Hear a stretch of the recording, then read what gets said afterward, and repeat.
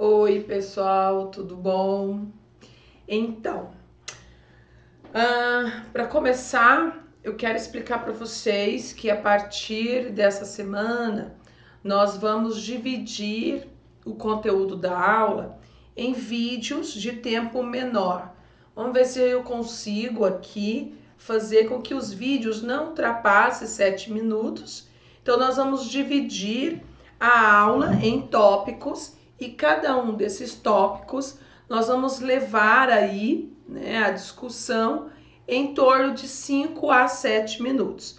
A ideia é que com essa prática fique mais fácil para vocês no momento em que estão assistindo a videoaula, porque é mais rápido, e também a partir do momento que vocês vão realizar as atividades, fica mais fácil para que vocês localizem o conteúdo dentro da videoaula, perfeito? Então fica um acesso mais tranquilo, uma situação mais fácil de ser contornada, né, diante dessa nossa condição agora, perfeito?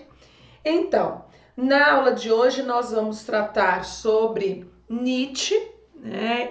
E eu quero fazer a observação que a ideia aqui é fazer uma abordagem sobre Nietzsche a respeito do que ele propõe quando ele trata sobre a questão da moral.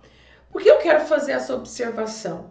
Nietzsche é um dos filósofos contemporâneos mais intrigantes, talvez, né, na última década ou nas últimas 2 décadas, tenha sido um dos filósofos mais estudados dentro do nosso país.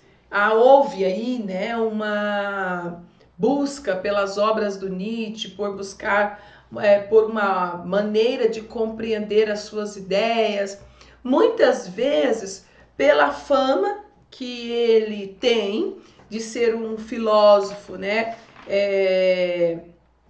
controverso, um filósofo de palavras diretas, né? Entretanto, essa busca não faz com que a sua filosofia seja bem entendida.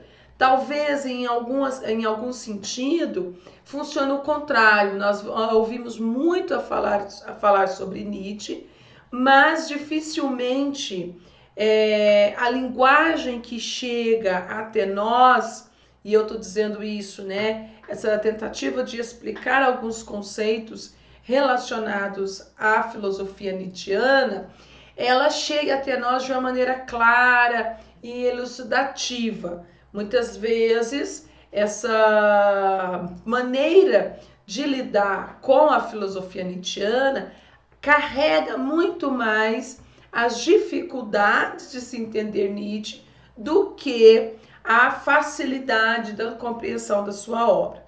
Por que eu estou falando para vocês que nós vamos tratar especialmente da abordagem moral e também, né, obviamente, de uma maneira muito en passant.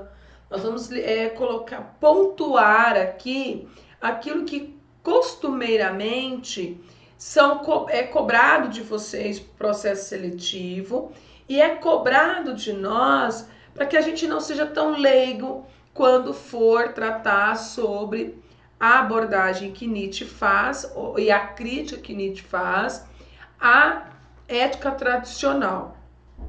É importante a gente compreender esse filósofo, mas é importante também que essa compreensão se possa ser, talvez, pouco, mas esse pouco seja o suficiente para que a gente possa falar dele sem complicações, sem incorrência de erros, porque na maioria das vezes, quando um filósofo ele se torna um filósofo pop, ele é muito aclamado, mas é aquela situação das suas falas serem tiradas, né, do contexto e ficam apenas jargões emblemáticos, que é para chamar atenção, que é para ser exibido. Então eu vejo muitas vezes as pessoas utilizarem Nietzsche no sentido de lacração, né? E eu, como admiradora da obra do Nietzsche, eu fico muito entristecida com isso, porque se tem uma coisa, embora o Nietzsche ele mesmo se identifica com uma personalidade, né, difícil, relutante, direta, ele mesmo se domina, né, um homem bomba, e depois as pessoas vão chamar a sua filosofia da filosofia do martelo.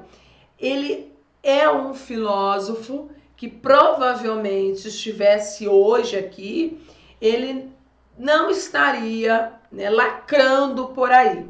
Ou se ele estivesse lacrando por aí, essa lacração seria muito mais sofisticada do que a pura ideia de usar um jargão filosófico para encerrar uma conversa com a falsa ideia de que saiu por cima, beleza?